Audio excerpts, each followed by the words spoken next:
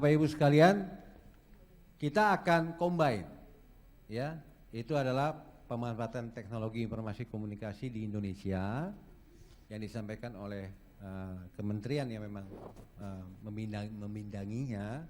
Kemudian kita akan masuk ke dalam topik tema kita, yaitu bagaimana peluang dari dan peranan teknologi informasi atau TIK itu dalam mewujudkan kemandirian penyandang disabilitas.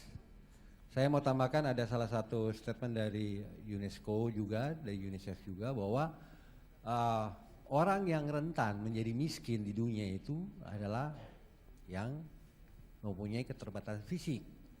Apalagi mereka itu tidak diberikan aksesibilitas bekerja, ya, bagaimana mereka mau berpenghasilan. Akibatnya mereka ini adalah golongan yang sangat rentan menjadi miskin.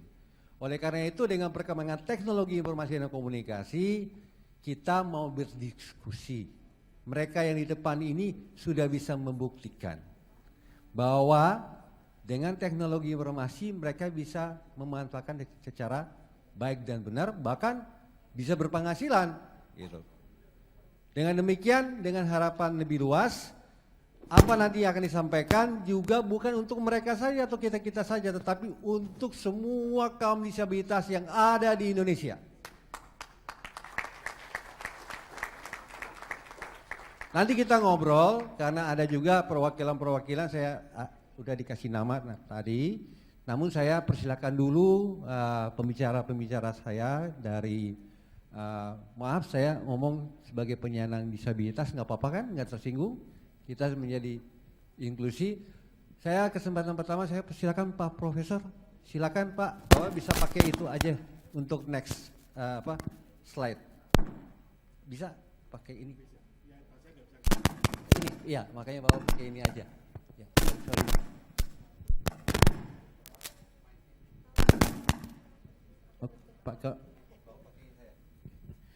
Bapak Ibu sekalian, terima kasih atas undangannya, terutama pada Indosat dan Bu Dewi serta panitia yang menyelenggarakan acara seperti ini. Saya bukan ahli ICT, tugas saya hari ini adalah menyambungkan konsep disabilitas dengan ICT. Saya perkirakan begitu, ya. Ini adalah slide yang saya gunakan untuk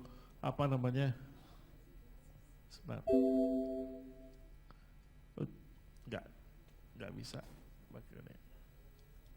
Oh bisa.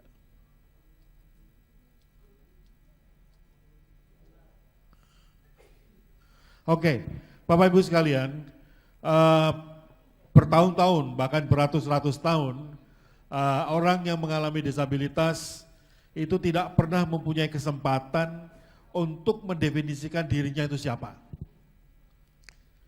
Biasanya siapa dia itu ditentukan oleh orang tuanya, oleh dokter, oleh anda-anda, ya. Makanya kami disebut orang yang kurang sehat, cacat, rusak sedikit, makhluk yang perlu direhabilitasi dan sebagainya. Jika kami diberi kesempatan untuk mendefinisikan siapa kami, maka kami bukan itu semua. Kami adalah orang yang berbeda dengan Anda, karena perbedaan kami ada pada abilitas kami, pada kemampuan kami. Kami mungkin seperti saya, karena kecelakaan tidak bisa, mobilitasnya terbatas. Tetapi dengan kursi roda, disabilitasnya tidak relevan lagi. Seperti halnya kalau Anda mengalami low vision, ya, Anda mengalami kesulitan di dalam melihat. Begitu Anda mendapat kacamata, low vision Anda tidak relevan lagi. Tetapi orang selalu cenderung melihat yang disabilitas itu tadi. Ini persoalannya. Dan apa hubungannya dengan ICT nanti kita akan jelaskan. Nah, Bapak Ibu sekalian, semangat dari UN Convention yang ada yang sudah diratifikasi menjadi undang-undang di Indonesia adalah semangat yang menyatakan di dalam prinsipnya disabilitas hanya merupakan konsep. Dan konsep itu menjelaskan mengapa seseorang itu tidak bisa berpartisipasi secara penuh, antara lain karena ada keterbatasan tertentu pada dirinya, itu antara lain. Tetapi orang yang tidak mendapatkan kesempatan untuk berpartisipasi bukan hanya orang yang mempunyai keterbatasan fisik, mental atau intelektual. Banyak sekali orang yang dimarginalisasikan sedemikian rupa sehingga mereka tidak dapat berpartisipasi. Orang ini juga mengalami disabilitas di dalam definisi konvensi. Yang berikutnya, kenapa disabilitas itu terjadi? Kenapa pengalaman disabilitas itu terjadi? Yang pertama tadi dikatakan karena mungkin ada sesuatu terbatasan pada diri orang itu, tetapi juga karena adanya struktur fisik yang tidak memungkinkan dia untuk beraktivitas atau karena sikap orang lain yang juga membatasi partisipasinya di dalam masyarakat. Oleh karena itu disabilitas bukan tanggung jawab dari orang yang mempunyai keterbatasan doang. Karena disabilitas itu diciptakan bukan oleh kami, tetapi karena adanya struktur fisik di masyarakat dan adanya orang-orang yang tidak mengakomodasi kebutuhan kami. Kalau kebutuhan kami diakomodasi, kecacatan kami, kalau kita mau menggunakan kata cacat, tidak relevan. Kalau saudara Dimas itu bekerja sama dengan saya melihat Dimas mendorong saya, kami dua-duanya bisa melakukan apapun yang kita lakukan. Dimas pinjam matanya, mata saya pinjam kaki Dimas. Selesai. Tetapi tentu bukan itu persoalannya. Persoalannya adalah kemudian disabilitas itu dipersepsi sedemikian rupa sehingga menghambat segala-galanya. Saya bertanya pada Bapak Ibu sekalian, apakah seorang Dimas itu mampu sebagai seorang resepsionis hotel yang baik? Dimas yang ada di sini, ganteng. Siapa mau berpendapat? Mampu nggak dia? Kalau Dimas ini melamar pekerjaan di hotel sebagai resepsionis, dia akan ditolak. Kamu buta tunanetra kok mau jadi apa? Bagaimana kamu bisa melihat klien kamu, kan gitu? Karena persoalannya adalah bagaimana memberikan servis. Dan servis itu dihubungkan dengan melihat. Apakah betul bahwa servis itu dihubungkan dengan melihat? Saya mengatakan Dimas akan menjadi resepsionis terhebat jika dia diberi kesempatan, karena Dimas justru karena ketunanetraannya, Dimas bisa memberikan servis kepada siapapun yang dihadapi tanpa membedakan apa-apa, karena itu tidak relevan untuk Dimas.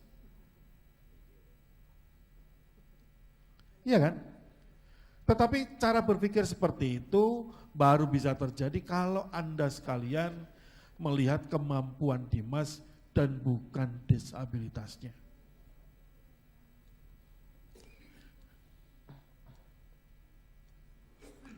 Bapak Ibu sekalian, karena persoalan perspektif itu tadi, maka statistik ini terjadi. Jika seseorang mempunyai tingkat disabilitas yang paling ringan, ya, low level of disability, untuk sekolah saja, kesempatan menyelesaikan SD itu hanya 64% dibanding anak-anak yang tidak mempunyai disabilitas.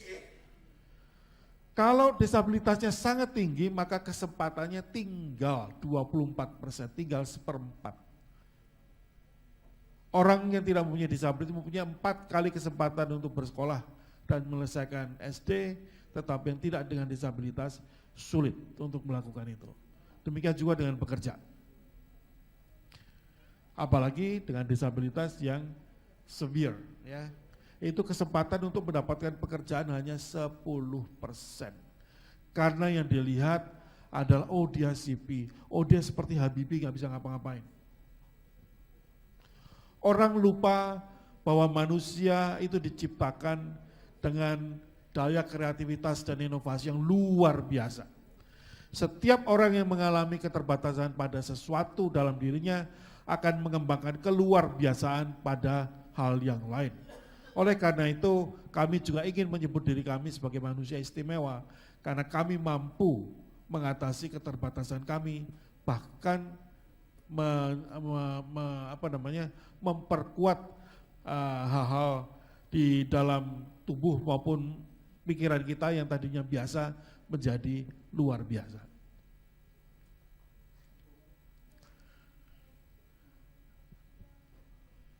Disabilitas tidak sama dengan ketidakmampuan, itu omong kosong.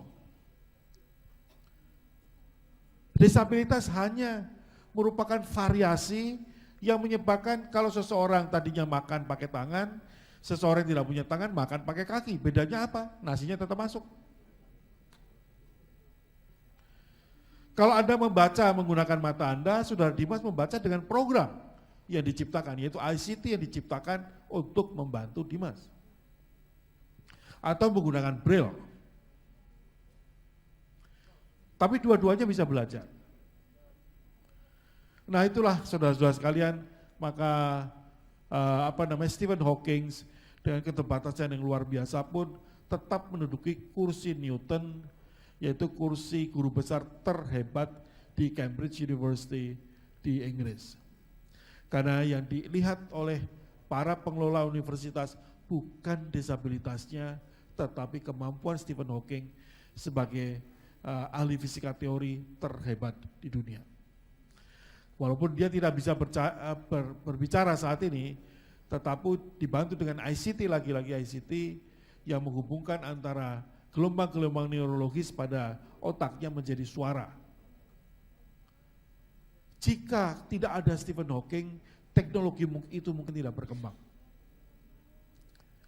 Tetapi karena ada Stephen Hawking, ada Dimas dan teman-temannya, maka dikembangkanlah program JAWS, ya, program-program nanti ada kacamata yang dihubungkan dengan stimulan tertentu di dalam otak manusia sehingga orang bisa menciptakan imagery, karena imagery itu tidak terjadi di mata, tetapi terjadi di otak, ya. Jadi sama, kalau matanya mata elektrik, nanti imagery-nya tetap ada di otak manusia. Itu kan berkembang justru karena ada tantangan orang yang mengalami disabilitas. Jadi orang dengan disabilitas mempunyai kontribusi banyak.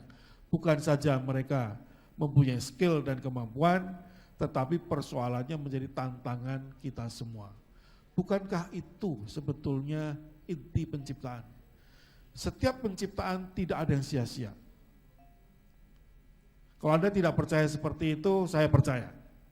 Bahwa apapun yang diciptakan oleh Yang Maha Kuasa tidak pernah ada yang sia-sia. Kalau tidak, maka orang-orang seperti kami pasti sudah dibuang ke laut dari dulu. Tapi kami yang membuktikan bahwa apapun yang bisa tersisa di dalam diri kami, sisa itu menjadi emas. Dan sisa itu menjadi mutiara dan berlian yang paling berharga. Oleh karena itu Bapak Ibu sekalian, bantulah kami untuk meyakinkan semua pihak, termasuk private sector, bahwa yang penting adalah ability, bukan disability. Mari kita berinvestasi pada ability. Kalau kita berinvestasi pada ability, artinya kita berinvestasi kepada pencegahan, early intervention, ya kan, terapi-terapi awal, sehingga apa? Sehingga apapun yang tersisa dalam tubuh kami diselamatkan dan dimaksimalkan. Ini adalah teknologi yang ditemukan. Bapak Sekalian, saya akan mengakhiri di sini, tapi sekali lagi saya ingin mengatakan, lihatlah kemampuan kami. Kami bukan orang sakit. Tadi saya mengatakan kepada Ibu Dewi, kalau Anda memeriksa tes laboratorium terhadap diri saya yang agak gendut ini, saya mungkin orang yang tersehat di ruangan ini. Perbedaannya saya tidak bisa jalan, itu aja. Karena kecelakaan tertentu yang pernah saya alami. Tetapi saya orang sehat. Demikian juga teman-teman kami yang ada di sini, mereka semua orang sehat. Dan kami tidak perlu direhab, tidak perlu. Tapi berilah kami kesempatan untuk berlatih. Karena kemandirian sama pentingnya untuk kami dan untuk Anda sekalian. ICT merupakan bagian sangat penting untuk membantu kita mandiri, untuk membantu kita menjadi kita seperti hari ini. Yes. Terima kasih. Terima kasih. Cek. Oh ya, sekali-kali kalau tepuk tangan begini dong. Nah, terima kasih.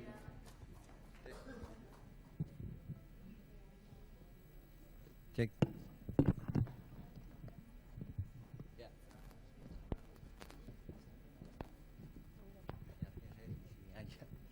Terima kasih Pak Profesor. Ibu bisa menahan diri sebentar Bu?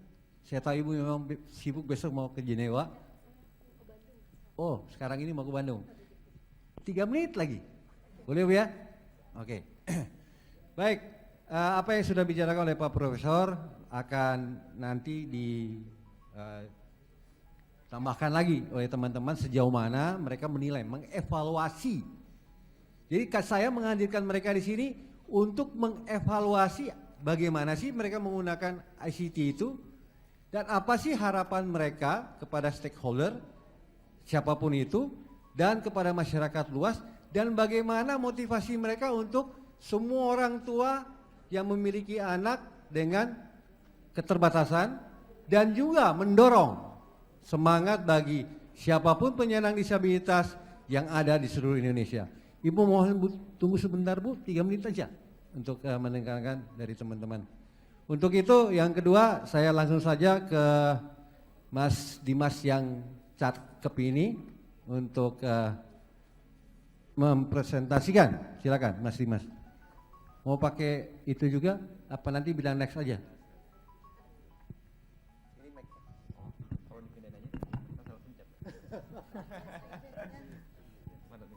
Nanti bilang next aja. Oke. Berdiri aja dingin banget.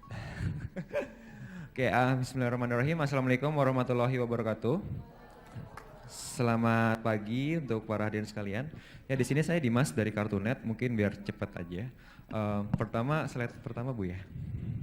Slide pertama mungkin Kartunet itu apa? Tadi sudah dijelaskan dari Ibu dari Kominfo juga Bu Septi. Terima kasih banyak. Jadi kita adalah komunitas untuk memberdayakan khususnya sih penyandang disabilitas tunanetra dengan dukungan teknologi informasi. Jadi dengan adanya teknologi informasi tadi, dengan adanya program pembaca layar, dengan adanya handphone yang ada suaranya, itu kita bisa berdaya dan kita bisa mengatasi banyak keterbatasan kita. Mungkin kalau nanti pengen contoh demo tentang bagaimana screen reader, bagaimana HP mungkin bisa nanti lah ya. Atau bisa datang juga ke kita lagi ada booth di JCC, di Indonesian Cellular Show. Di sana bisa datang ke booth kita dan bisa tahu lebih banyak tentang apa komputer bicara seperti apa, bagaimana kita bisa memanfaatkan gadget. Langsung next slide berikutnya Bu. Kalau itu latar belakang, jadi juga dijelaskan oleh Pak Valen bahwa disabilitas dan kemiskinan itu sangat erat kaitannya. Masalah aksesibilitas, masalah pendidikan itu yang masih tantangan kita saat ini. Next. Tantangan juga itu ada kaitannya dengan latar belakang, masalah yang masih kita hadapi sekarang, masih support dari pihak masyarakat, dari pihak swasta dan pihak pemerintah masih belum begitu optimal untuk teman-teman disabilitas. Misalnya pihak masyarakat, masih ada stigma di masyarakat bahwa seperti dijelaskan Pak Irawanto tadi, bahwa disabilitas itu ketika masyarakat melihat penyandang disabilitas, itu yang dilihat hanya kekurangannya saja, bukan kelebihannya. Dari pihak swasta juga masih kesulitan kita untuk mengakses lapangan pekerjaan dan pihak pemerintah juga masih banyak dukungan pemerintah yang sifatnya charity based dan itu tidak produktif untuk teman-teman penyandang disabilitas. Next, solusi ya. Solusinya adalah sebenarnya ada solusi ICT itu menjadi sebuah solusi untuk keterbatasan yang kita hadapi saat ini. Jadi solusinya adalah informasi itu harus akses, kita harus bisa mengakses informasi karena dengan informasi itu kita bisa belajar banyak, kita bisa berdaya karena banyak ya teman-teman, khususnya teman-teman penyandang disabilitas itu yang mereka kesulitan mengakses sekolah karena mungkin ditolak pihak sekolah atau keluarganya belum tahu di mana harus sekolahkan dan juga banyak juga teman-teman tunanetra yang banyak telat sekolah ya, jadi harus sudah usia SMP tapi baru masuk SD dan dengan kita bisa mengakses informasi melalui internet dan juga bisa membaca buku secara mandiri itu menjadi salah satu solusi buat kita bisa mengembangkan diri. Dan di sektor digital itu juga menjadi solusi juga untuk lapangan pekerjaan untuk teman penyandang disabilitas karena masalah utama penyandang disabilitas itu adalah mobilitas. Kita mau keluar rumah susah, transportasi umum kita masih belum support. Jadi kalau kita mau naik kendaraan umum yang harusnya tuh hak kita juga untuk mendapatkan mobilitas dengan murah, tetapi kita sulit dan kebanyakan penyandang disabilitas itu masih berada di bawah garis kemiskinan. Jadi mau tidak mau banyak yang hanya berdiam diri di rumah. Lalu next rekomendasinya. Nah, rekomendasinya adalah yang pertama itu seluruh akses informasi itu harus bisa aksesibel. Jadi misalnya televisi buat teman-teman tunanetra mungkin tidak terlalu banyak masalah, tapi bisa pakai narator untuk program-program yang penting, misalnya berita atau yang sifatnya pendidikan itu harus aksesibel, ada naratornya dan juga ada sign language ya buat teman-teman tunarungu. Terus radio, terus juga internet. Itu adalah beberapa media-media yang sebenarnya dengan kita bisa membuat tutorial belajar, membuat e-learning itu bisa menjangkau buat teman-teman kita yang ada di daerah. Karena tidak semuanya bisa mengakses internet, tapi radio dan televisi itu ada. Jadi Kominfo diharapkan yang punya otoritas lah ya, otoritas buat itu mungkin bisa mensupport dan bisa lebih memperhatikan itu lagi. Terus juga untuk masalah infrastruktur, kita juga ingin mengusulkan bahwa seluruh gadget, seluruh perangkat teknologi untuk komunikasi itu harusnya memiliki standar aksesibilitas. Jadi misalnya misalnya untuk HP, smartphone itu yang berbasis Android atau yang produk yang berbasis iOS itu sekarang yang aksesibel, yang sangat aksesibel buat teman-teman tunanetra khususnya itu yang masih berharga cukup mahal lah ya, cukup mahal. Dan kita inginnya apabila ada standarisasi itu seluruh gadget yang beredar di Indonesia itu harus akses buat penyandang disabilitas semuanya. Karena Kominfo kan punya otoritas buat itu juga kan Ibu Septi ya. Jadi kan semua gadget yang kami tahu sih semua gadget yang beredar di Indonesia itu harus ada semacam itu ya license dari Kominfo, dan kita berharap agar salah satu syarat yang dipersyaratkan adalah semuanya harus aksesibel. Tujuannya apa? Kita ingin kita tidak berharap bahwa seperti penyandang disabilitas diberikan seperti diberikan gadget gratis segala macam, karena nanti akan potensinya mungkin agak kurang baik. Tetapi yang kami ingin adalah seluruh gadget dengan harga termurah sekalipun itu bisa diakses oleh teman-teman penyandang disabilitas, dan kita bisa siap support untuk bisa mereview, kita bisa merekomendasikan untuk bagaimana biar gadget yang tadinya mungkin belum aksesibel tapi murah, terus kita bisa memberikan rekomendasi gadget seperti apa sih yang akses gitu, gadget seperti apa yang aksesibel gitu. Jadi agar semua gadget itu bisa aksesibel. Dan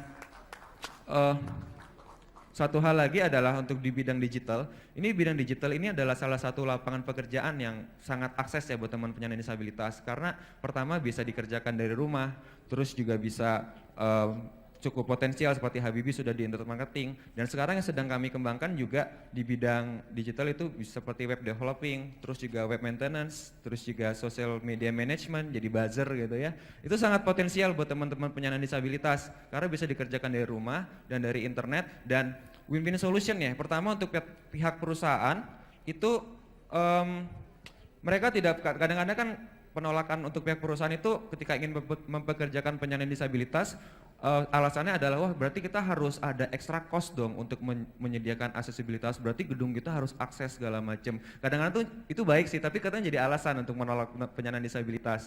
Dan solusinya adalah pekerjaan harus tetap ada, penyandang disabilitas juga punya skill untuk di situ, dan pekerjaan itu bisa dikerjakan dengan dari rumah, dari ICT, jarak jauh. Jadi perusahaan juga mendapatkan jasa dari teman-teman penyandang disabilitas memiliki mata pencaharian, dan tidak ada yang perlu untuk mengeluarkan extra cost. Meskipun aksesibilitas itu tetap harus ada, tetap harus diusahakan, tapi kami yakin bahwa itu bisa dilakukan secara bertahap.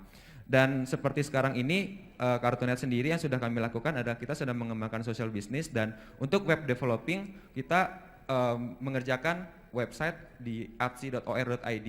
Itu website dari Asosiasi Penyelenggara Telekomunikasi Seluruh Indonesia. Tepuk Jadi tangan dong, asosiasi tepuk tangan dong. Asosiasi yang menaungi provider-provider seperti Indosat, Telkomsel, XL dan semuanya itu kami yang membuatkan, tim Kartunet yang membuatkan, dan itu sebagai salah satu bukti bahwa penyandang disabilitas juga bisa membuat website. Kita juga bisa mengerjakan bisnis di bidang digital, dan ini adalah bisnis yang sangat mudah untuk direplikasi, yang nanti setelah kita bisa mengembangkan ini dan misalnya perusahaan-perusahaan bisa ikut membuka lapangan pekerjaan di sana, kita bisa mengajak teman-teman penyandang disabilitas untuk terlibat di dalamnya, untuk bisa bahkan bisa mengerjakan jarak jauh ya. Misalnya sekarang Kartunet ada di Jakarta, kita bisa teman-teman yang ada di Bali, yang ada di Kalimantan, Sulawesi untuk bisa ikut dalam bisnis ini dan bisa mendapatkan mata pencaharian juga gitu. Jadi rekomendasinya tadi untuk pihak dari pemerintah yang memiliki otoritas, kita berharap bahwa ada standar tertentu yang bisa diusahakan untuk agar semua gadget itu aksesibel. Kemarin kita sudah bertemu sih pas di ICS ada Pak Dirjen itu ya Pak Budi siapa itu? Iya, Pak Budi Setiawan dari Dirjen Kominfo. Itu kita pengen kontak bagaimana agar ada standarisasi seperti itu, jadi biar semua gadget kita bisa akses dan kita bisa manfaatkan semuanya. Dan juga untuk pihak perusahaan, untuk pihak swasta yang sekarang kita sudah bekerja sama dengan Indosat juga yang sangat mensupport kami, itu bisa terlibat di sana untuk mendukung penyandang disabilitas. Tidak yang bukan bersifat charity, tapi kita bekerja sama, kita partnership bekerja sama. Pihak perusahaan bisa mendapatkan jasa dari kami, jasa-jasa terbaik dari kami, dari penyandang disabilitas, dan penyandang disabilitas mendapatkan mata pencarian. Jadi tidak ada yang mengkasihani dan dikasihani, semuanya sama-sama untung. Terima kasih. Baik, terima kasih. Ibu Syafri sebentar lagi. Saya ada sebelum yang ke lain, saya ada satu ibu di sini dari GN OTA. Ibu Anggreni. Pada masih tahu GN OTA masih ada? Masih ada loh. Masih ada dong Pak. Kenapa masih ada? Masih Apa ada. belum berhasil program-programnya? Dan apakah programnya masih berusaha juga dalam hal ini juga mensupport juga dalam hal TK? Iya. Alhamdulillah kami tahun ini 18 tahun. Genota mungkin adik-adik mahasiswi di sini Genota tuh makanan atau apa ya? Jadi Genota itu Gerakan Nasional Orang Tua Asuh. Kami sudah 18 tahun, kami membantu anak-anak usia sekolah dari keluarga tidak mampu untuk tingkat SD dan SMP, termasuk juga adik-adik yang memiliki disabilitas. Jadi kami membantu juga anak-anak yang sekolah di SLB, jadi SDLB atau SMP LB, seperti itu. Dan sayang sekali saat ini jumlah anak yang perlu dibantu bukan makin sedikit, tapi melambung tinggi. Jadi makin banyak. Dan kami senang sekali bisa ada di sini karena kita bisa sharing gimana manfaat dari ICT ini untuk adik-adik yang ada di pedalaman atau nggak usah di pedalaman lah, di Jawa, Pulau Jawa ini juga banyak sekali sekolah-sekolah yang terpencil yang tidak ada akses ya, tidak ada akses, jangankan internet, listrik pun tidak ada. Dan yang lebih parah di sekolah itu juga ada adik-adik yang memiliki disabilitas dan gurunya tidak tahu bagaimana caranya mengajar adik-adik ini. Jadi semakin kompleks lah masalah ini, seperti itu. Jadi tentunya kita senang banget kalau misalnya nanti kita semua sama-sama bisa kerjasama, kita bikin sesuatu di daerah, kita kembangkan teknologinya, kita bantu anak-anaknya. Kalau di situ ada adik-adik yang disabilitas, kita bisa sharing juga gimana supaya mereka bisa sekolah. Kita datangkan gurunya. Mungkin mahasiswa-mahasiswi di sini mau jadi volunteer untuk bantu ngajar. Karena banyak sekali sekolah yang muridnya banyak, gurunya cuma satu. Ya Pak Valen ya. Ya. Muridnya 30, gurunya cuma satu. Gurunya ngajar dari matematika, bahasa segala macam, plus punya anak disabilitas juga. Jadi bisa dibayangkan betapa hebohnya sekolah itu.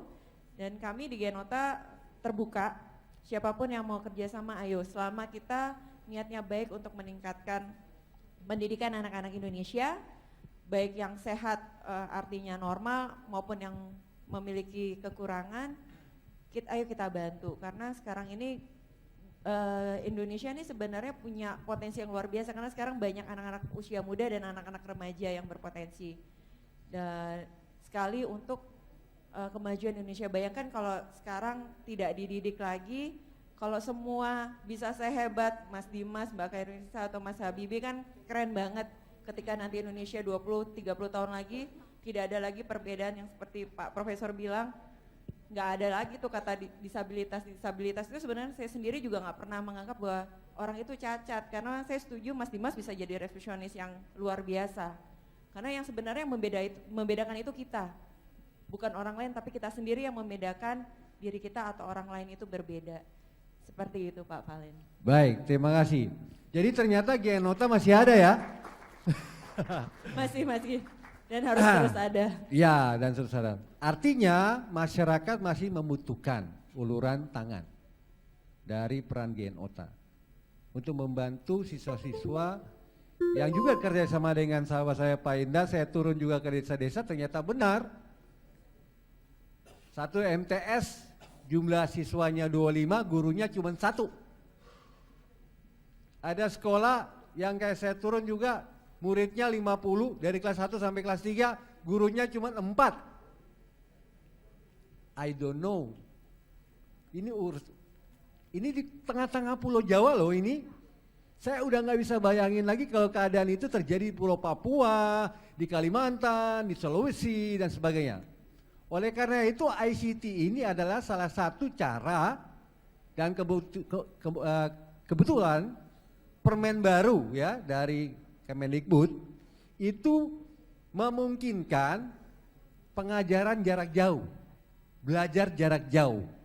Sehingga Ibu dari Genota, kita dimungkinkan dengan menggunakan ICT itu, kita bisa ikut program seperti Anies Baswedan, ya, Indonesia Mengajar. Tetapi itu langsung in touch. Tapi kalau yang ini kita bisa jarak jauh. Jadi sekali lagi ICT ini perannya luar biasa. Ini di Pulau Jawa. Saya kerjasama Pak Endah sudah sampai di dalam udah lihat isi-isinya. Kemudian adik-adik ini ingin nunjukin bagaimana bisa dimanfaatin sehingga ibu-ibu di sini, adik-adik di sini, mari kita share sama-sama bagaimana bisa kita keluar dari kok dari tahun ke tahun udah 20 tahun, 40 tahun anggaran naik sampai 800 triliun. Kok masih ada Genota? Saya tahu loh kalau 800 triliun udah naik, Genota udah nggak ada gitu. Tapi kok masih ada gitu. Ya udah, itu bukan kampanye, tetapi kita akan lanjutkan lagi ibu-ibu ya. Itu statement dari Genota. Kita lanjutkan lagi untuk yang berikutnya dari adik saya yang paling cakep sendiri, yang paling ujung kanan. Seorang internet marketing. Ya, ceritanya cukup banyak, cari di internet dapat, cari di YouTube dapat, buka di Kick Andy dapat. Salah satu statement dia ketemu dengan Pak Habibie, dia ditanya sama Adi Noya, apa bedanya Habibie yang sana sama Habibie yang ini? Dia bilang nggak ada bedanya. Nanti toh sama saja jagonya. Luar biasa kan? Tolong tepuk tangan untuk dia Habibie. Mari, Bi, silakan Bi mempresentasikan, tolong disiapkan presentasinya Habibie. Ya, Assalamualaikum warahmatullahi wabarakatuh. Selamat siang semuanya. Ya, presentasi saya mewakili IDCC, Indonesia Disable Care Community. Jadi komunitas kita adalah komunitas yang mayoritas adalah pemuda, mahasiswa yang benar-benar ingin mendukung bahwa Indonesia juga bisa menjadi negara inklusif, negara yang non disabilitas dan penyandang disabilitasnya mereka bisa bekerja sama untuk membangun bangsa ini. Ya, saya di presentasi saya ingin bicara tentang terutama masa pekerjaan. Oke, next.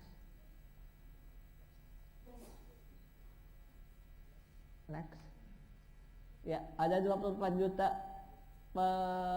penyandang disabilitas yang belum terserap pekerjaan. Jadi walaupun Indonesia sudah mempunyai undang-undang disabilitas yang mewajibkan setiap perusahaan harus memperkerjakan 1% dari jumlah karyawan, tapi tetap saja ini masih ada 24 juta lagi.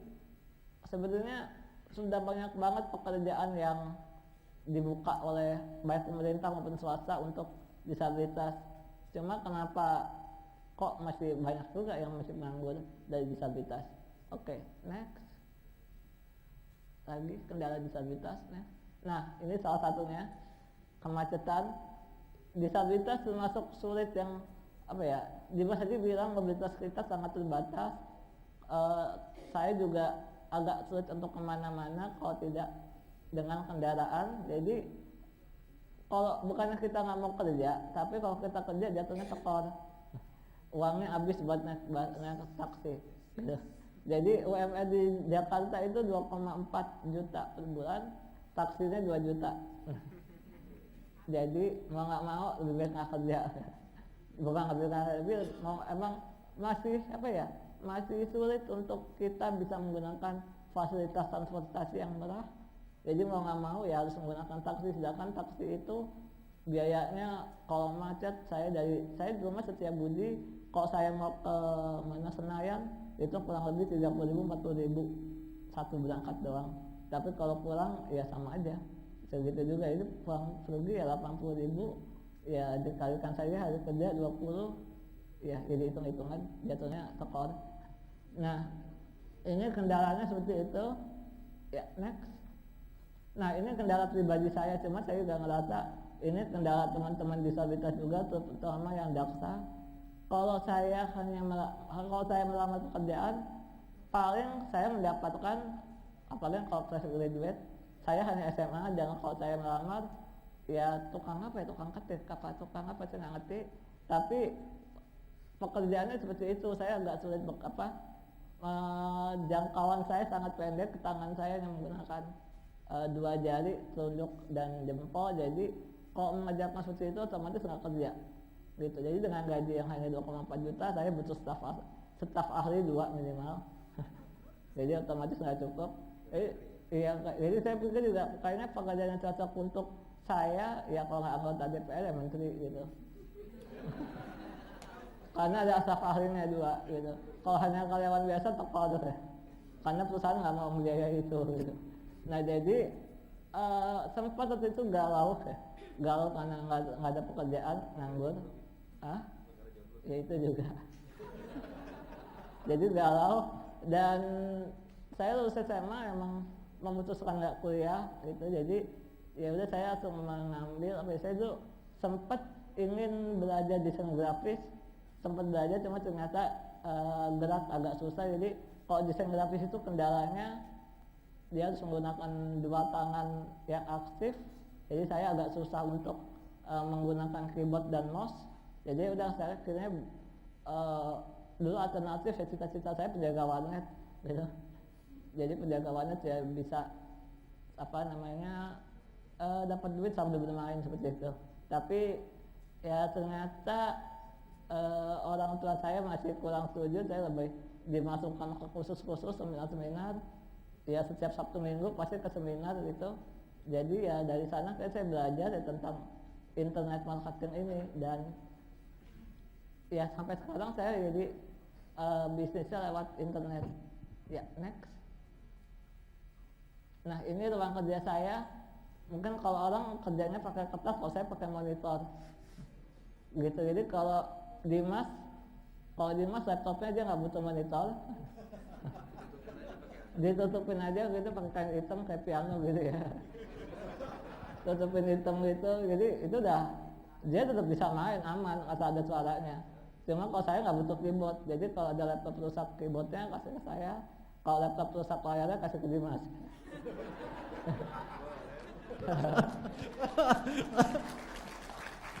Gitu. Jadi kenapa saya memilih pekerjaan ini? Bukan karena pintar, cuma karena kepepet. Jadi emang karena nggak ada pekerjaan lain lagi yang pas buat saya, jadi saya mau nggak mau ya udah ketemunya internet ketemunya dari SMP itu cuma komputer dan game. Jadi mau nggak mau ya udah saya memilih jalur yang memang nggak jauh-jauh dari apa hobi saya terdahulu. Jadi saya kembangkan apa yang saya bisa lakukan, dan ya walaupun juga nggak mudah ya, maksudnya pasti semua butuh perjuangan, butuh juga biaya, butuh waktu yang banyak itu juga. Tapi tetap aja kalau kita setiap orang itu mempunyai usaha dan juga passionnya, pasti mereka akan sukses di bidangnya seperti Dimas seperti itu. Jadi yang saya ingin terapkan, mungkin saya ada ide gitu, menerapkan bahwa disabilitas di Indonesia juga harus punya kemandirian. Ya salah satunya juga bisa lewat komputer, entah itu sebagai desainer grafis atau internet marketer atau apa. Cuma masalahnya ketika saya ingin membagikan ilmu saya, kendalanya itu banyak banget. Jujur di luar itu kendalanya banyak. Yang pertama disabilitasnya kadang masih yang ya mindsetnya masih belum ingin mandiri atau apa ya, mindsetnya mereka yang masih ya karena saya sudah dibantu di panti ya udah gitu. Jadi itu harus mindsetnya diubah juga. Disabilitasnya juga, lingkungannya, anak disabilitasnya semangat, punya kepercayaan diri, optimis, cuma lingkungannya pesimis, sama aja bohong. Tapi ketika lingkungannya optimis, disabilitas optimis, fasilitasnya nggak ada, ya ngapain lagi, bingung. Jadi mau nggak mau ya tiga aspek itu harus dipenuhi, ya minimal ya oleh pemerintah, oleh swasta, ya kita bangun tiga-tiganya itu. Kalau tiga-tiganya itu ya pengangguran akan semakin nambah semakin hari seperti itu. Jadi ya mungkin itu yang ingin saya sampaikan tentang pekerjaan, dan semoga apa ya kita bisa kerjasama dengan cara seperti itu, entah memberikan bersama dengan Dimas juga atau yang lain. Jadi kita bisa sama-sama bangun bangsa ini, bangun disabilitas melalui teknologi. Ya, terima kasih. Baik, terima kasih. Tepuk tangan lagi untuk Habibie. Dia ini orangnya suka nyimpen ilmu, padahal ilmunya tinggi, bener, luar biasa. Satu, intuisinya dia, saya kalah jauh gitu. Iya, walaupun kalian jago sekolah bisnis S3, tapi dia punya intuisi bisnis luar biasa. Berikutnya adik saya yang cantik, jelita, Denisa, ya, yang Ibu Kristi belakangan aja ya, pulangnya belakangan. Denisa silakan. Nisa. Adik-adik IDCC nanti tolong bantu saya setelah ini, kita mau tanya jawab ya, kita dialog. Ada mic satu. Denisa silakan. Mau di mana? Mau di depan? Oke, lebih keren. Good.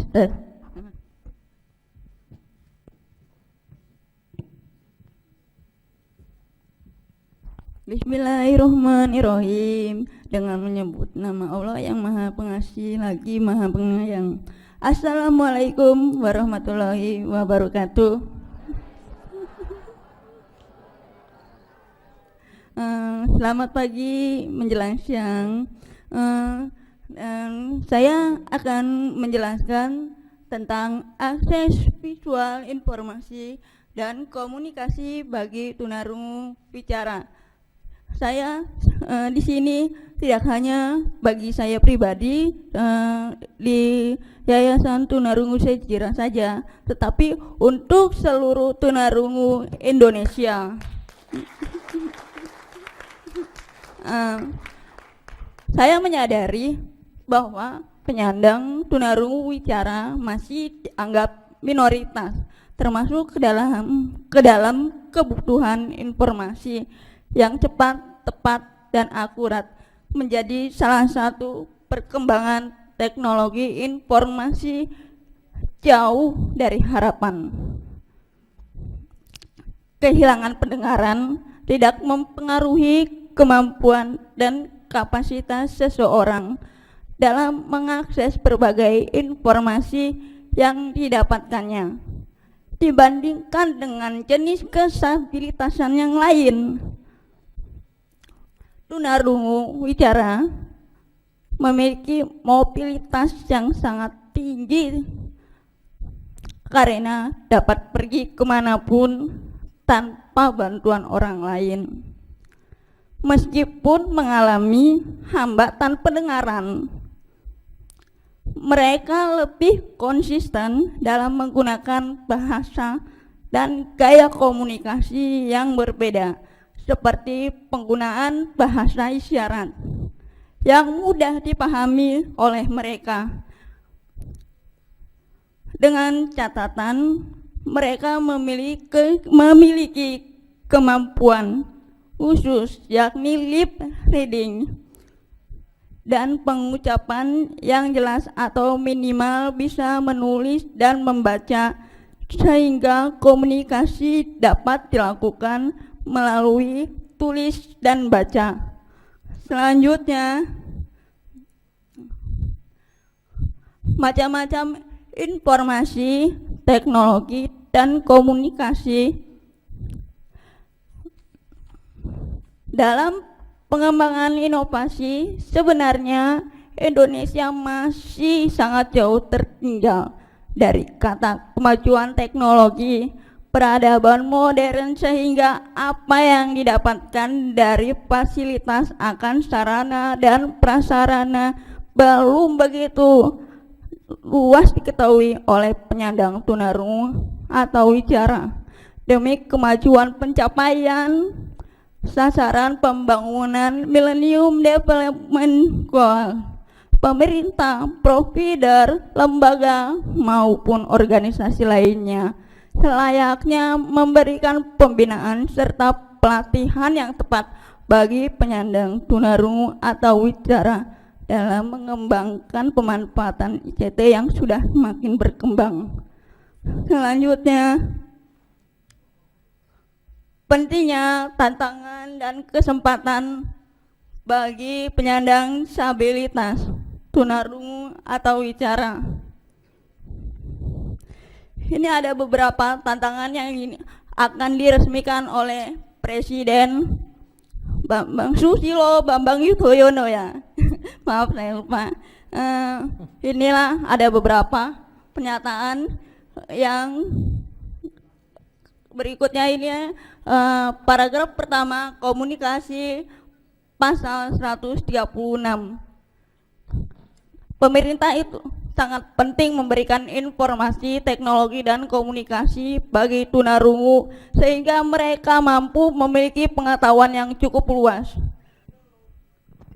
Dan yang kedua, informasi pasal 142, yakni pemerintah wajib menyediakan informasi-informasi yang bersifat visual sehingga mereka mudah dipahami.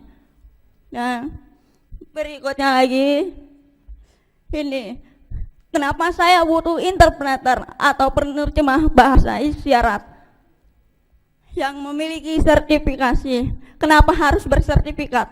Karena mereka berusaha memberikan pengetahuan bagi tunarungu agar tunarungu mampu mengerti apa yang dibicarakan oleh orang lain. Tidak banyak sekali dari pemerintah yang memberikan pencerahan bagi tunarungu wicara untuk mendapatkan penerjemah melalui stasiun televisi. Tidak banyak sekali stasiun televisi yang memberikan manfaat bagi tunarungu sehingga mereka kehilangan informasi. Hanya satu stasiun televisi yang benar-benar memberikan alternatif, terutama stasiun TVRI dalam tayangan Dunia Dalam Berita. Saya ingin berjuang bagi semua teman-teman tunarungu agar bisa akses memberikan informasi, memberikan penerjemah bahasa isyarat. Tidak banyak penerjemah bahasa isyarat di Indonesia, hanya 5 penerjemah bahasa isyarat yang bersertifikat. Di antaranya ini Ibu Sonia.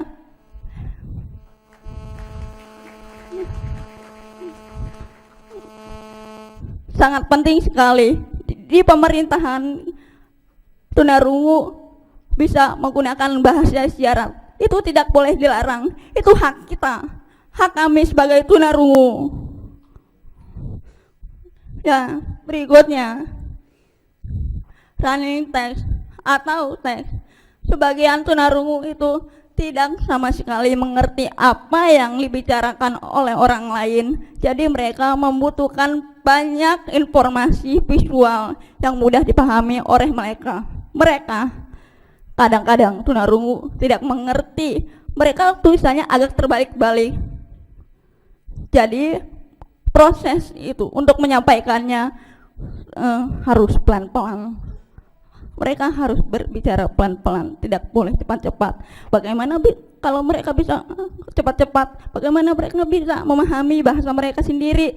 Saya yang sendiri sebagai seorang tunarungu, saya mengerti, tapi sedangkan dengan tunarungu berat saya tidak mengerti, apalagi cara mereka berkomunikasi. Saya tidak bisa menggunakan bahasa isyarat, tapi lama-kelamaan saya belajar menggunakan bahasa isyarat dengan mereka yang tunarungu berat.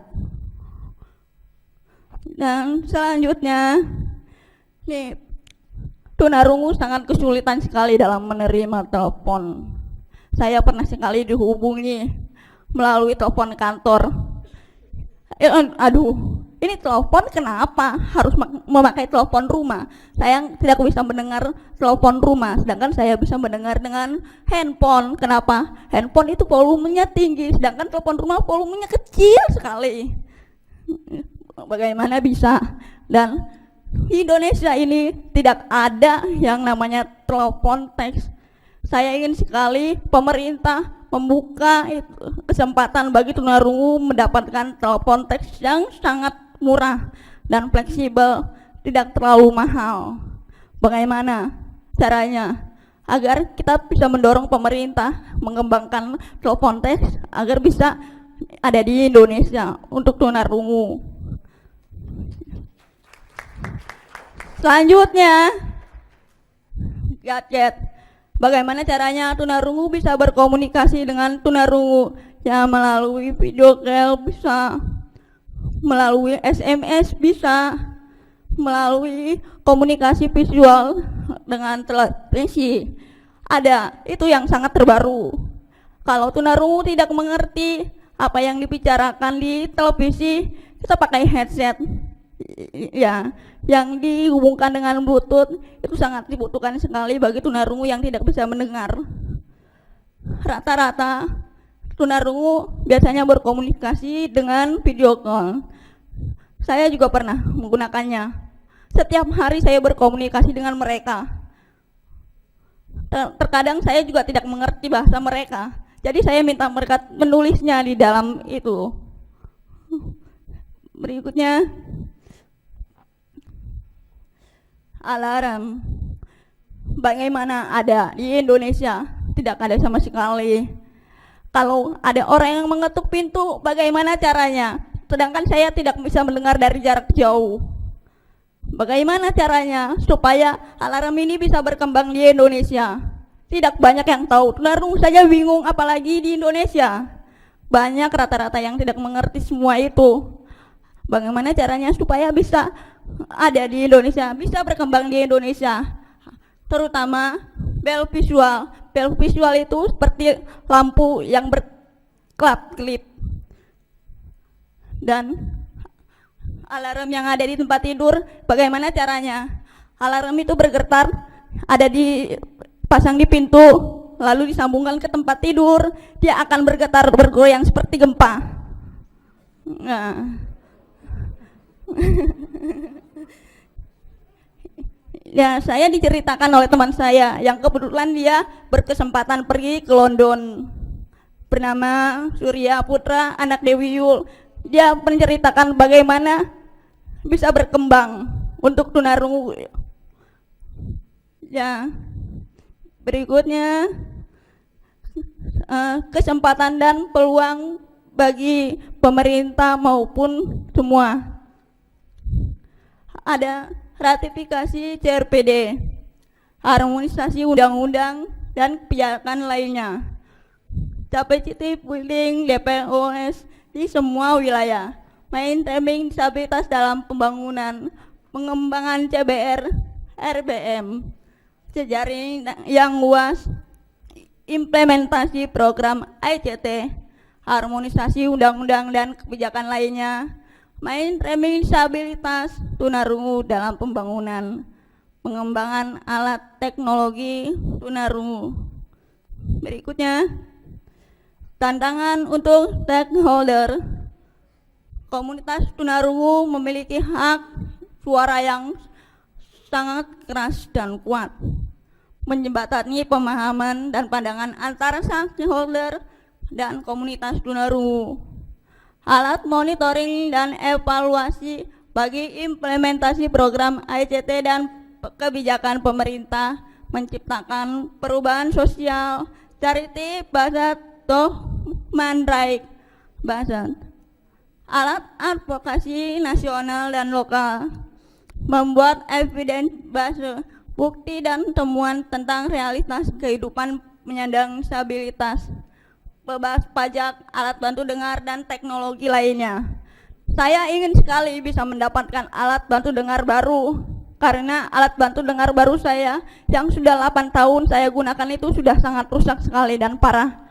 Pada saat itu saya diberikan alat bantu dengar oleh Kementerian Sosial, dan apa yang terjadi, saya tidak bisa menggunakannya sama sekali karena alat itu sudah sangat lama sekali dipakai. Kenapa harus yang lama? Kenapa tidak harus yang baru? Saya sangat sedih sekali. Saya merasakan saya didiskriminasi oleh mereka. Toh, di luar negeri setiap tahun diberikan alat bantu dengar. Kenapa di Indonesia tidak? Itu saya sangat iri. Mereka pun juga sangat iri bagaimana mendapatkannya. Dan berikutnya, nah, sekali lagi terima kasih. Assalamualaikum warahmatullahi wabarakatuh.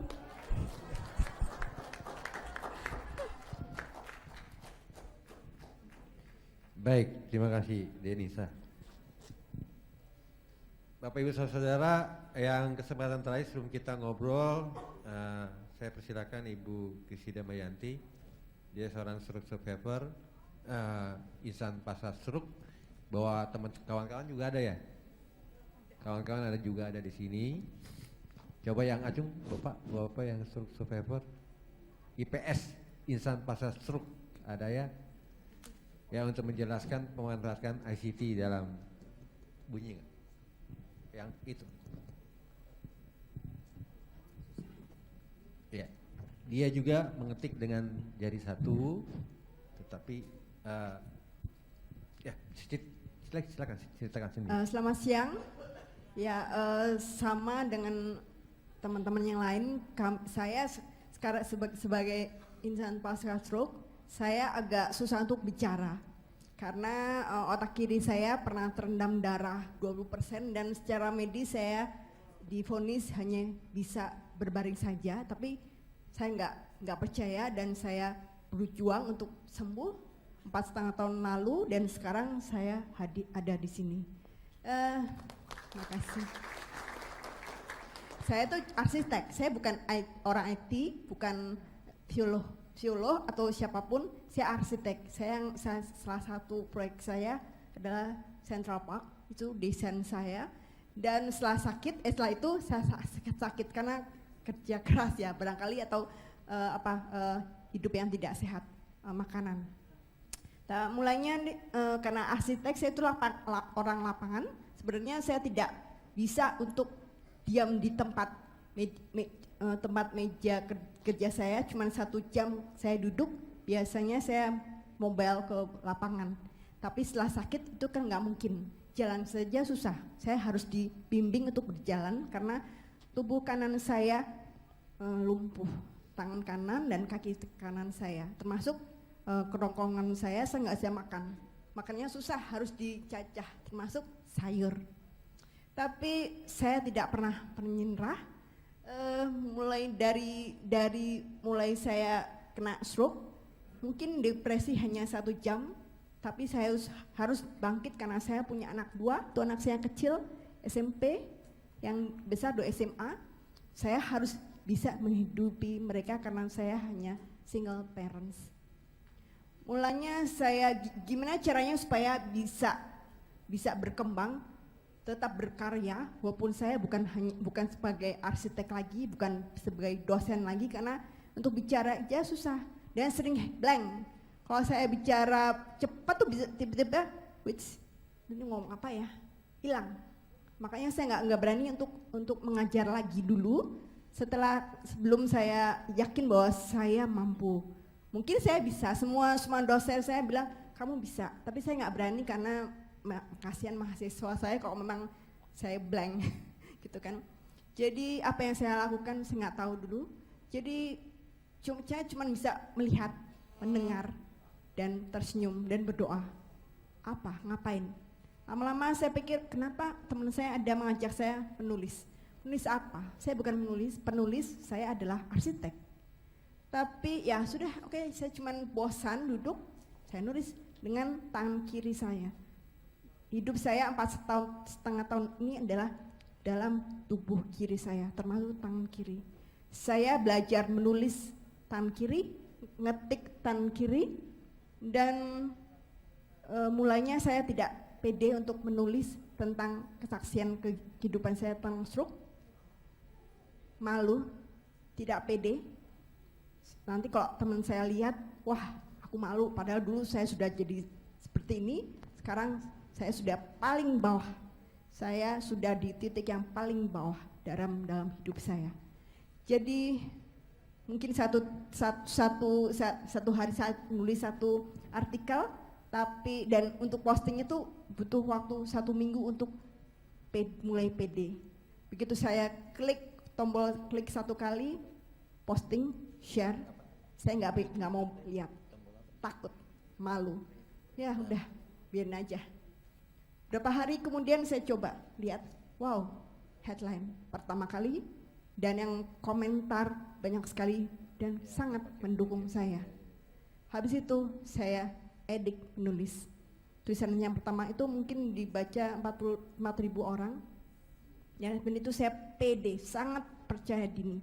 Pada masa bodoh, apa yang mereka katakan, saya lakukan sendiri.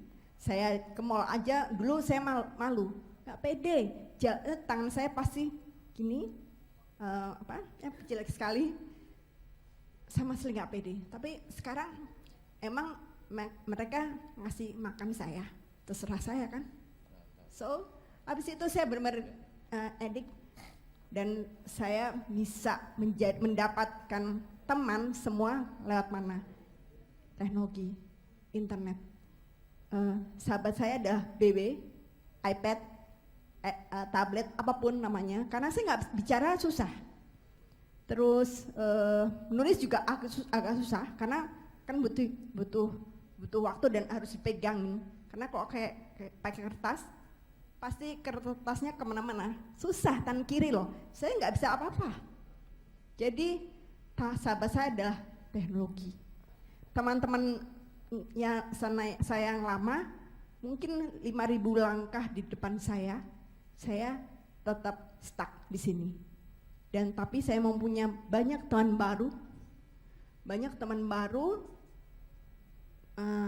penulis di sini ada beberapa teman penulis, itu teman-teman yang benar-benar baru tahu setelah saya sakit. Mereka tidak tahu saya dulu, tapi tidak masalah.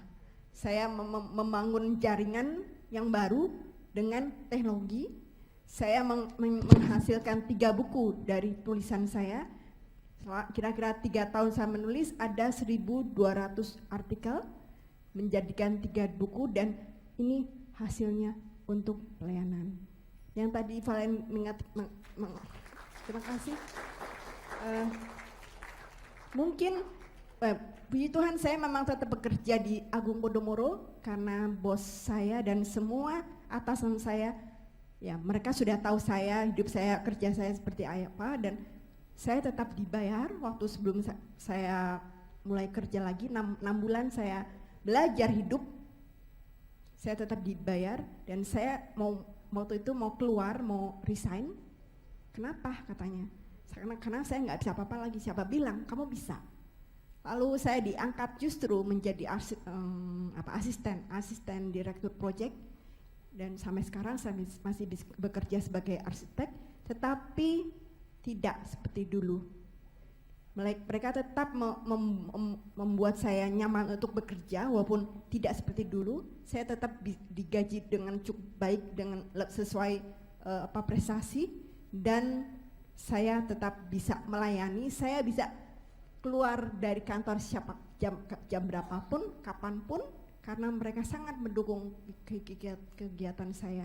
Karena mereka juga tahu saya nggak bisa duduk lama-lama di meja, tapi saya pingin bekerja.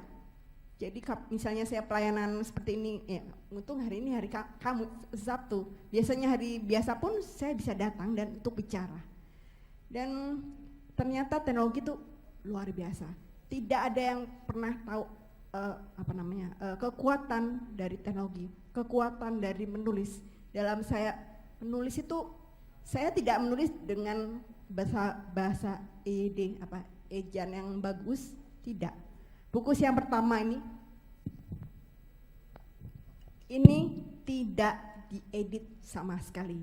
Jadi, dan ini buku ini menjadi penelitian mahasiswa dokter saya bahwa otak yang sudah cacat seperti saya, 20% pernah terendam darah, ternyata masih bisa berkarya. Dan buku ini sudah mungkin terjual 3.000 buku. Tiga buku ini sudah terjual sampai 7.000 buku dan hasilnya untuk pelayanan. Jadi siapa bilang kita tidak bisa? Kita semua bisa. Kita semua sahabat-sahabat kami ini yang disebel katanya tetap punya mimpi yang sama.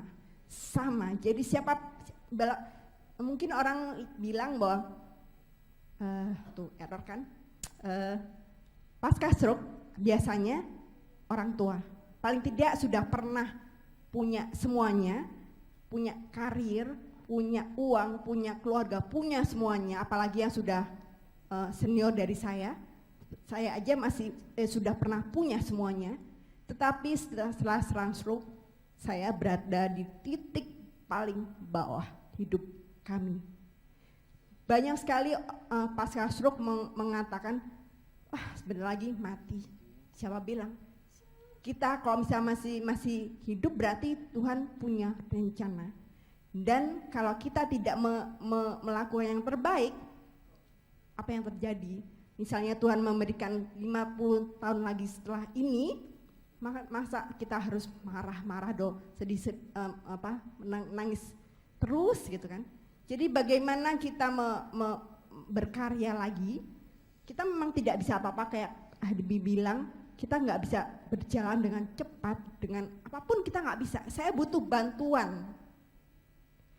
Yang paling bisa membantu kami kalau sendiri adalah apa? Teknologi. Benar teknologi. Dan di Facebook saya semuanya adalah tulisan-tulisan saya dan hobi saya filateli berteknologi. Filateli itu bukan hanya benda jadul, kata orang jadul, ternyata tidak. Itu bisa berteknologi dan saya sudah satu kali pameran tunggal filateli dengan tangan kiri saya. Dan semua saya posting dan share di mana-mana yang baca sampai ribuan orang, dan saya dipanggil untuk pameran di Amsterdam nanti tanggal 17 Juni ini. Ini gara-gara apa? Teknologi. Jadi teman-teman semuanya yang merasa tidak bisa apa-apa lagi, jangan pernah menyerah. Mimpi kita tetap sama. Mimpi saya tuh untuk tahu nggak apa? Untuk anak saya berdua bisa jadi S2 semua di luar negeri. Itu mimpi yang benar-benar besar. Saya nggak tahu gimana caranya karena saya hanya bisa kerja di perusahaan ini. Dulu saya masih bisa banyak proyek-proyek pribadi ya, tapi sekarang nggak bisa. Tapi saya yakin mereka pasti bisa. Mimpi saya sama dengan mimpi bapak-bapak dan ibu-ibu saya untuk anak-anak kita. Jadi teknologi memang luar biasa. Ini kesempatan kami untuk bicara bahwa kepada stakeholder, pemerintah, siapapun, instansi semuanya, jangan pernah meremehkan kami dan kami semua bisa. Terima kasih. Baik, terima kasih Ibu Kristi. Bapak Ibu sekalian, tadi kita sudah mendengarkan paparan dari tadi, tinggal dikombain aja lah. Tadi ada dari pemerintah, dari pihak pemerintah, dari pengamat, dosen, psikolog, semua profesi ada di sini. Nah, saya juga punya profesi sendiri juga, bicara. Ya dalam soal teknologi informasi, tapi saya nggak usah nambahin nanti terlalu lama. Tapi prinsipnya di Indonesia itu kita miskin data. Saya nggak tahu bapak-bapak adik-adik sini punya data yang akurat apa tidak, tapi saya ini suka penelitian, jadi suka pakai data yang asli. Tidak ada data yang pasti tentang jumlah disabilitas di Indonesia. Definisi aja masih kacau balau gitu. Sehingga kalau pakai UNDP, kalau UNICEF aja dia pakai angka 10% dari total jumlah penduduk Indonesia. Kalau 10% kayak 240 juta berarti ada berapa Bapak Ibu? 24 juta penyandang disabilitas di Indonesia. Kalau di Jakarta aksesibilitasnya terhadap ICT mudah, sekolah inklusi bisa. Pertanyaan saya di daerah bagaimana? Saya punya bahan presentasi sendiri sebenarnya, tapi saya nggak mau lanjut lah. Yang pasti mereka ini representatif daripada semua teman-teman mereka yang ada di Indonesia. Oleh karena itu mari kita diskusi, kita bangun supaya yang 24 juta ini, kita masih ngomong 24 juta, ini bangsa ini punya masalah cukup banyak gitu. Tapi kalau tidak ada super body, tidak ada superman yang bisa menyelesaikan ini masalah. Karena saya yakin dengan ridho Allah, kalau kita bersama-sama, apapun kita bisa selesaikan sama-sama. Oleh karena itu silakan, mari kita diskusi. Paparannya tadi sudah ada, harapan mereka sudah sampaikan. Dari pemerintah juga sudah menyampaikan program-program mereka. Ada sini, ada ibu-ibu, ada yang dari Bali, jauh-jauh. Ibu terima kasih banget Bu, datang dari jauh, dari Bali. Waduh, luar biasa sekali Pak. Dari luar daerah banyak juga, dari Semarang ada juga. Tadi saya lupa catatan saya di situ tuh, nama-namanya saya takut salah ucap karena membaca tulisan orang dulu tuh beda makanya sekarang. Tapi ada yang dari Bali, dari Semarang, dari Bogor, dari mana-mana, cukup luar biasa antusias datang ke sini. Mari silakan saya buka pertanyaan tiga penanya dulu deh, terus langsung ditunjuk ke siapa yang mau ditanya, ya. Nanti saya yang olah. Itu menjadi diskusi bersama. Silakan. Adik-adik dari IDCC tolong bantu. 1 Bapak, 2 Bapak, 3. Udah 3. Oke. Kita tampung dulu ya Bapak Ibu. Adik-adik kita tampung dulu. Jadi 3 penanya selesaikan dulu baru kita jawab. 4 berarti. 4 dulu ya. Satu termin 4 dulu. Dari Ibu dulu deh. Ibu silakan Bu. Ya, terima kasih. Nama saya Ibu Windy dari Semarang, dari Rumah Pintar Evata untuk anak berkebutuhan khusus gangguan pendengaran. Yang kami ingin tanyakan adalah masalah sekolah. Jadi di tempat kami ini anak-anak gangguan pendengaran, di mana kami memberikan pendidikan non formal. Ternyata intelektualnya kan sama dengan anak-anak yang biasa, yang normal biasa itu. Tapi ketika mereka dari SLB akan pindah ke sekolah umum itu, kenapa ditolak? Padahal setahu saya sudah ada dari Menteri Pendidikan itu mengatur masalah sekolah inklusi. Ya. Tapi ya ini benar-benar terjadi ketika kami mendaftar. Guru di sekolah tersebut mengatakan sebaiknya sekolah di SLB saja Bu, karena di sekolah kami belum guru pembimbingnya. Nah, bagaimana implementasi dari surat keputusan dari Menteri Pendidikan tersebut? Ya. Itu yang kami tanyakan. Baik Bu, 1 penanya saya tampung. Adik-adik sebelah sini. Ada 3 Bapak di sini. 2 Bapak, yang 1 adik ya. Ayo, adik-adik di sini, sebelah sini, tolong. Mari Pak. Ibu tadi namanya siapa Bu? Windy, ya. Windy. Nah, oke. Bapak-bapak ingat ya, ibu-ibu, adik-adik, Ibu Windy. Sebutin nama dulu Pak, dari mana? Terima kasih atas waktu yang diberikan. Assalamualaikum warahmatullahi wabarakatuh. Waalaikumsalam. Nama saya Ineng Alatra. Saya pendiri dan direktur dari Pusat Pemberdayaan Penyandang Disabilitas Indonesia di Bali, Pak. Ya. Jadi saya dekat-dekat juga datang dari Bali untuk ke sini, Pak. Waduh, luar biasa. Tepuk tangan dong. Luar biasa.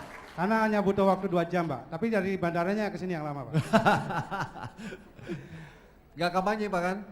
Bagaimana? Lanjut Pak, lanjut. Oke, pertanyaannya, saya bukan pertanyaan tapi memberi harapan. Jadi semua kita banyak yang berceletuk bahwa lebih baik tidak punya istri daripada tidak bawa HP. Nah ini mungkin salah satu juga teknologi yang sangat dibutuhkan oleh siapapun pada saat ini. Saya hanya berharap kepada para narasumber dan penyelenggara, seandainya hal seperti ini bisa terjadi atau diselenggarakan di Bali, kami siap memfasilitasi, karena lembaga kami di samping juga melayani penyandang disabilitas yang kurang lebih sudah ada 2.700 yang kami tangani, tapi di tempat kami juga memberikan pelayanan kepada yang kena stroke. Nah ini mungkin Namanya apa Pak? Boleh diulang? Puspadi Bali, Puspadi Bali. Pusat Pemberdayaan Penyandang Disabilitas Indonesia. Ya. Sekali lagi kami sangat mengharap kalau hal seperti ini, karena penyandang disabilitas terutamanya yang ada di Bali dan Indonesia Timur sangat keterbelakang, dan bila acara ini bisa terjadi di Bali, saya sangat memimpikan itu. Mudah-mudahan ini bisa difasilitasi. Terima kasih. Baik, lanjut Bapak dari Insan Pasca Stroke. Namanya Pak, saya sudah kenal tapi Bapak sebutin namanya. Selamat pagi, Assalamualaikum warahmatullahi wabarakatuh. Ada 3 hal, yang 2 adalah pertanyaan, yang 1 curhat kalau boleh. Pertanyaan pertama ada Mas Dimas. Mas Dimas, saya nama dulu ya. Saya Windu Hernowo, saya pasca stroke dari Rumah Sakit Pertamina. Pertanyaan kepada Mas Dimas, itu kan tadi ada web developer ya, development-nya. Itu pakai PHP atau pakai HTML Mas? Kemudian pada Pak Profesor, tadi ada low level disability dan high level disability. Itu kriterianya gimana Pak? Terima kasih.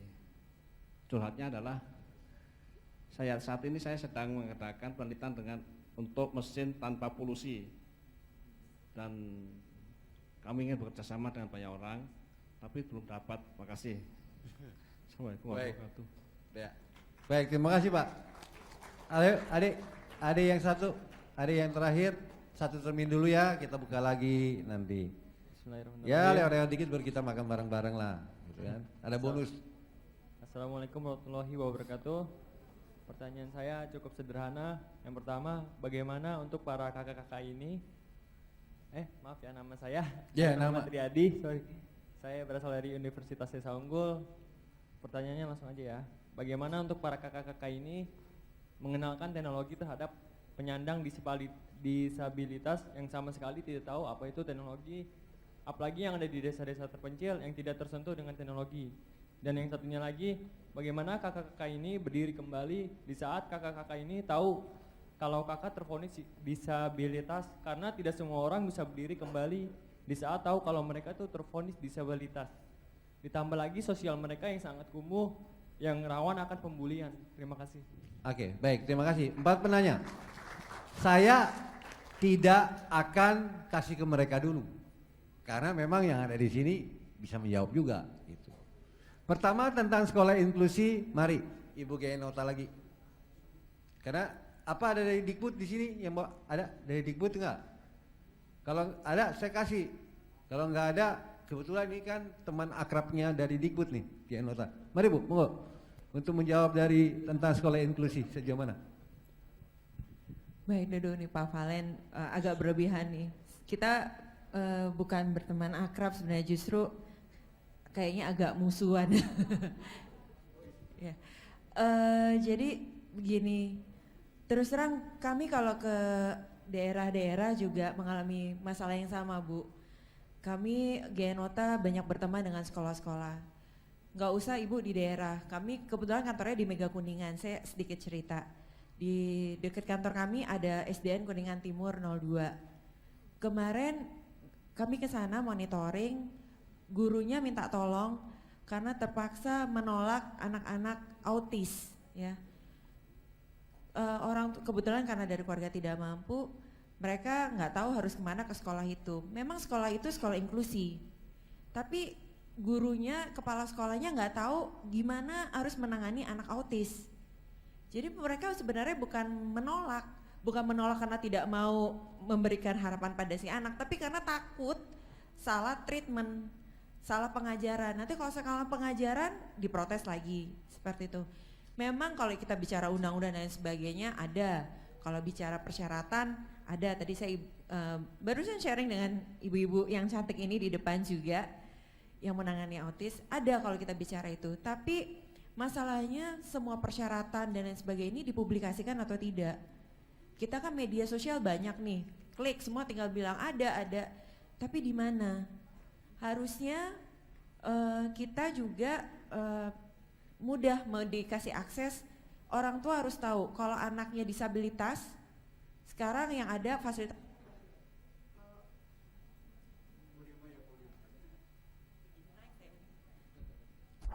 Jadi kalau misalnya anak saya tunarungu misalnya ya, saya pengen anak saya sekolah. Saya tahu anak saya nggak mungkin bisa sekolah di sekolah normal ya gitu, sekolah ya biasa. Kemana saya harus bisa sekolah? Harusnya sudah ada, oh seperti ini informasinya, apa persyaratannya. Begitu juga pihak sekolah. Saya melihat, saya tidak menyalahkan pemerintah, saya tidak menyalahkan siapa-siapa, tapi yang terjadi di lapangan adalah ketika semua persyaratan aturan itu ada tapi tidak pernah dipublikasikan. Kita tidak pernah tahu, sekolah sendiri juga tidak pernah tahu apa sih yang mesti disiapkan seperti itu. Jadi memang dengan adanya teknologi ini, ayo kita sama-sama buat bagaimana semua informasi yang diperlukan bisa masuk, terutama untuk orang-orang atau keluarga yang memang memiliki anggota keluarganya disabilitas. Karena sayang banget, saya pikir di sini juga ada Indosat misalnya. Indosat dengan CSR-nya, ayo bikin sebuah media atau sebuah web atau apapun itu namanya di sosial media. Ini loh informasi tentang disabilitas khusus, semua disabilitas bisa cek di situ. Yang anaknya autis, tunarungu, tunanetra, tunadaksa sekaligus semua info tentang situ, termasuk pendidikannya. Kalau mau sekolah gimana caranya, persyaratannya apa kalau masuk sekolah inklusi. Karena memang ini terus terang banyak sekali pemerintah yang menggampangkan ya Bu ya. Menggampangkan, masukin aja sekolah lah, sementara gurunya bingung. Saya muridnya 40, ngajar sendiri, kelas 1, punya anak 1 tunarungu, 1 autis. Nah terus saya suruh ngapain? Yang ada sekolahnya jadi muridnya kabur semua. Karena belum lagi protes orang tua yang nggak mau satu kelas dengan anak yang tidak normal, mereka bilangnya tidak normal atau cacat seperti itu.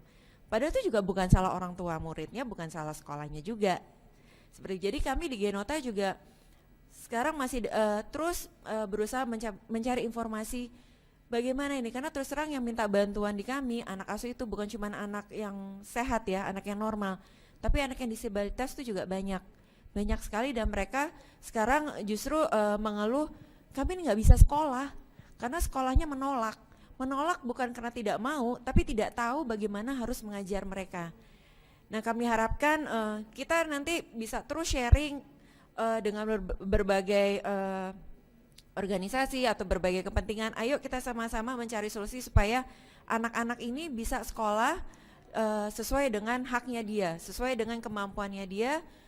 Karena semua anak tidak ada bedanya ya, seperti itu. Semua anak sama, dilahirkan dengan hak yang sama, dengan harapan yang sama. Kembali lagi yang membedakan adalah kita, seperti itu. Terima kasih.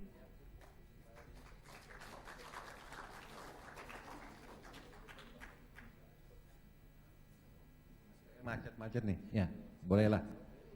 Saya belum ke sana karena ada dari YPAC. YPAC mana? Yang wakili YPAC.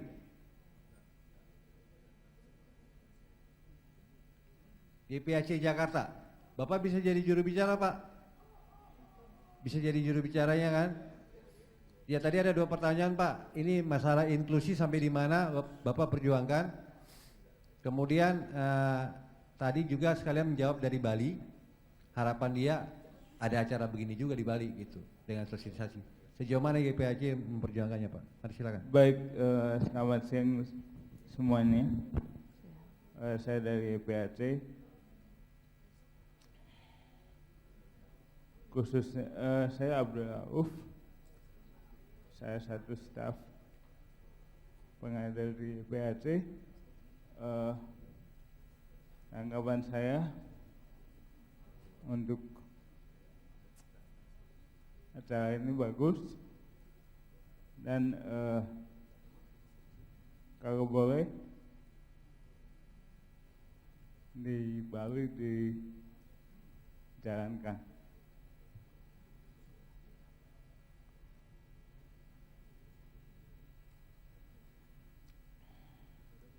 Terus mengenai sekolah inklusi, YPAC emang menangani untuk tunadaksa dan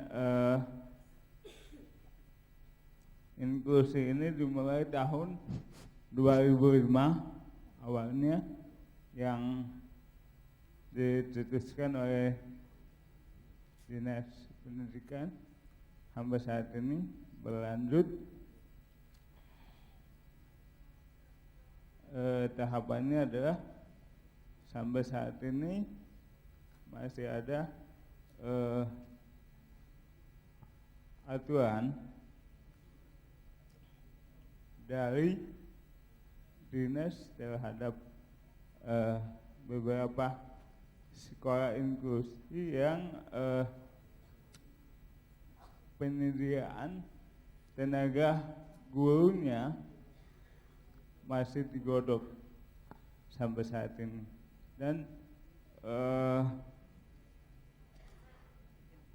guru-guru yang ada saat ini sebagian masih diambilkan dari sekolah itu sendiri, Pak.